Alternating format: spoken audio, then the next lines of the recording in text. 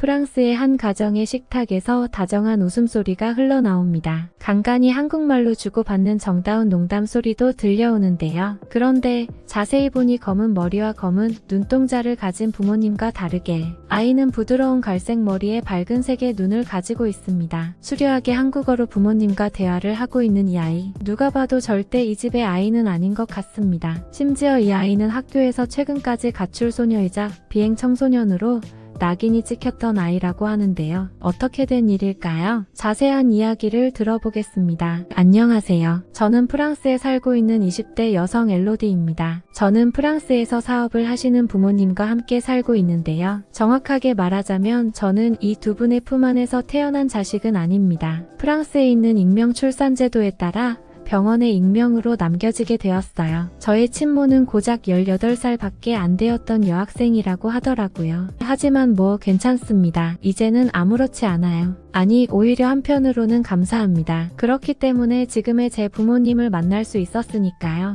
하지만 물론 제가 처음부터 이렇게 쉽게 수긍했던 것은 아닙니다. 저 역시도 오랜 기간 방황하며 많은 아픔을 겪은 적이 있었는데요. 그때의 이야기를 한번 해보려고 합니다. 네, 저는 입양아입니다. 말이 좋아 입양아지.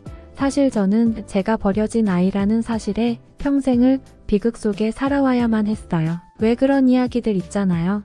어른이 되고 나서 부모님께 내가 입양아라는 사실을 듣게 되었다 하는 그런 이야기들. 저는 그런 이야기는 애초에 불가능했던 게 부모님이 한국분이셨고 저는 프랑스 사람이었기 때문에 외모부터가 너무 많이 다른 상태였어요. 아기 때는 부모님만 보고 자랐으니 그런 생각을 못했지만 어느 순간부터 부모님과 다르게 성장해가는 제 모습을 느끼게 되었고 어느 날부턴가 동네 어른들이 저를 두고 혀를 차며 몰래 이야기를 나누는 통에 자연스럽게 제가 입양아라는 사실을 알게 되었답니다. 입양아가 뭔지도 몰랐던 저는 그런 말들을 알게 되었던 그 순간부터 꽤나 큰 충격에 빠졌던 것 같아요. 그리고 또 나쁜 생각을 갖게 되었죠. 첫째로는 부모님이 제게 그 사실을 빨리 이야기해주지 않았다는 것에 화가 났고 둘째로는 굳이 프랑스에서는 이방인인 한국 부모님이 저를 선택했다는 사실이 화가 났어요. 빨리 이야기해주지 않은 게 왜 화가 났냐면 저는 평생 제가 부모님께 사랑받고 자란 귀여운 딸이라고 생각하고 살았는데 알고 봤더니 제가 그 두 분의 자식도 아닐 뿐더러 한때 버려져 있었던 아이였다는 사실이 너무 분하게 느껴졌기 때문이었어요. 뭐랄까, 그동안 내가 받았던 사랑이 다 거짓말 같고 제가 사랑받은 아이처럼 행복하게 웃을 때마다 세상 사람들이 저를 보면서 쟤는 지가 사랑받는 줄 알겠지 하고 비웃어왔던 것 같은 그런 기분을 느꼈거든요. 이 세상 모두가 한 패로 짜고 저를 속여온 것 같은 기분이었죠. 그리고 무엇보다 누가 봐도 뻔히 외모가 다른 한국인 부모님이 저를 선택했다는 게 너무나 얄밉고 괘씸했어요. 왜 나를 선택해서 이렇게 뻔히 웃음거리로 전락하게 만든 것인지, 나를 통해 세상에 뭘 증명하고 싶었던 것인지 부모님 두 분의 마음이 너무나 가식적이고 가증스럽다는 생각을 하게 되었죠. 착한 척이 하고 싶었던 걸까? 그런 생각을 했던 것 같아요. 사실 저는 저를 버린 18살의 친모는 별로 밉지도 않았어요. 그냥 한심했죠. 그러니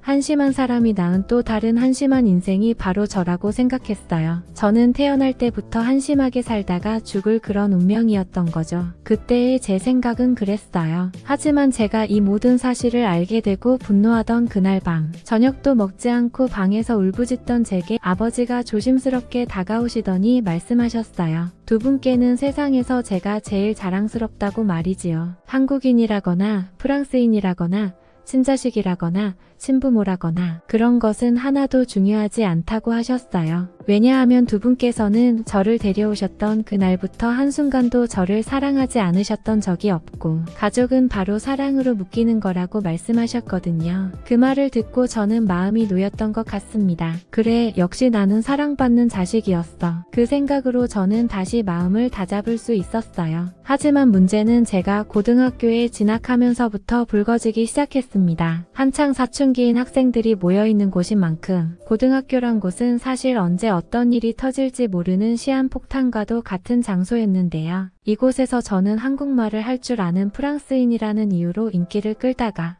도리어 그 이유로 인해 한 나쁜 학생으로부터 괴롭힘을 당하게 되었습니다. 그 친구는 다름 아닌 일본인 학생이었어요. 처음에는 저에게 같은 아시아계 가족으로서 친하게 지내고 싶다고 다가왔지만 어느 순간부터는 저보고 너가 정말 그 가족의 일원이라고 할 수 있다고 생각하냐며 저를 비웃기 시작했습니다. 갑작스럽게 돌변한 태도에 당황한 저는 아무 말도 할 수 없었어요. 일본인 친구는 제게 얼굴도 체구도 이름도 뭐 하나 한국적인 것이 하나도 없는데 어떻게 한국인 가족과 하나가 될 수 있을 거라고 생각했느냐며 몰아붙이기 시작했어요. 그리고 입양아 주제에 한국인인 것처럼 한국말을 해서 학교에서 인기를 끄는 것도 보기 싫다고 화를 내고는 했죠. 본인은 일본어를 해도 아무도 알아주지 않는데 한국어가 인기가 있기 때문에 더 화를 냈던 것 같아요. 저는 그 친구의 등살에 떠밀려 어느 순간부터는 학교에서 한국어를 쓰지도 않았고 제가 한국인 부모님 아래서 자라고 있다는 사실도 숨기게 되었어요. 누군가 그 이야기를 꺼내면 깜짝 놀라서는 오히려 이야기하지 말아달라고 애걸복걸까지 하고는 했죠. 왜냐하면 그 친구의 말 맞다나 제가 한국어를 하고 한국인 부모에게 입양되었다는 사실 자체가 모두가 보았을 때 우습고 역겨운 일일 것처럼 보일 것 같았거든요. 마치 사랑받으려고 애쓰는 버림받은 유기 고양이처럼 말이에요. 하지만 그 친구의 괴롭힘은 날이 갈수록 심해졌어요. 처음엔 어디 가서 한국말을 하지 말아라, 한국인과 가족이라는 말을 하지 말아라고만 했던 그 친구는 이윽고 제게 아예 집을 나와 살으라고 강요를 하기 시작했거든요. 제가 어울리지도 않는 집안에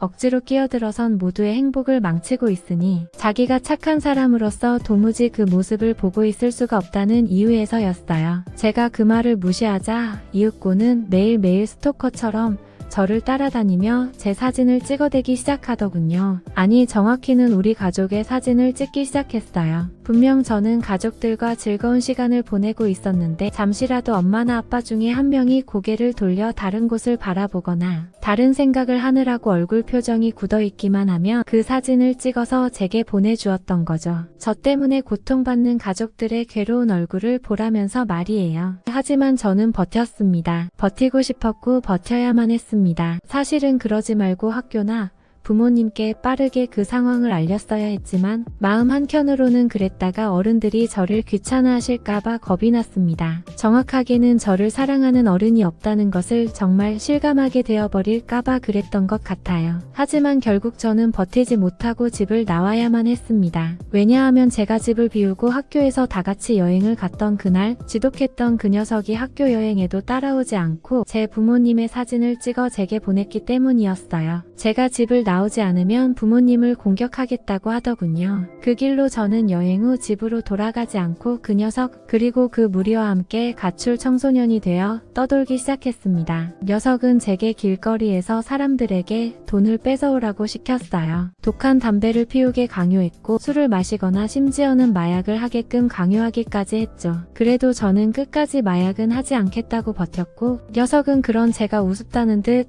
나중에 먼저 달라고 빌지나 말라는 둥 비아냥대기만 했습니다. 저는 무서웠습니다. 집으로 돌아가고 싶었죠. 엄마 아빠가 보고 싶어 밤마다 달을 보며 울었습니다. 하지만 핸드폰도 빼앗긴 데다 돌아가다가 정말 해코지를 당할까 두렵기도 했습니다. 또 한편으로는 이렇게 불량 청소년이 되어버린 저를 부모님이 싫어하시게 되어버릴 것 같은 생각이 들어 겁이 나기도 했습니다. 그러던 어느 날 결국 사고가 터지고 말았습니다. 무리의 녀석들이 길에서 어린아이들에게 돈을 뜯다가 그만 경찰에 발각되고 만 것인데요. 저는 먼 발치에서 쓰레기통을 뒤지며 쓸만한 걸 찾다가 모두가 도망치는 소리도 듣지 못하고 그대로 경찰에 붙잡히고 말았습니다. 저는 끔찍한 두려움에 휩싸였습니다. 이제는 모두 끝났다는 생각이 들었어요. 그렇게 경찰서에 갇히게 된 저는 더 이상 세상에 저를 구해줄 사람이 없다는 생각에 끊임없이 잠식되어 밥도 물도 거부한 채 멍하니 구석만 보고 앉아있기 시작했어요. 그냥 이대로 죽어버리는 게 제일 좋겠다고도 생각했죠. 그런데 그때 믿기지 않는 일이 일어났습니다. 몸과 마음이 지쳐 정신이 아득해지려던 그때 익숙한 부드러운 목소리가 들려오는 거예요. 홀린 듯 뒤를 돌아보니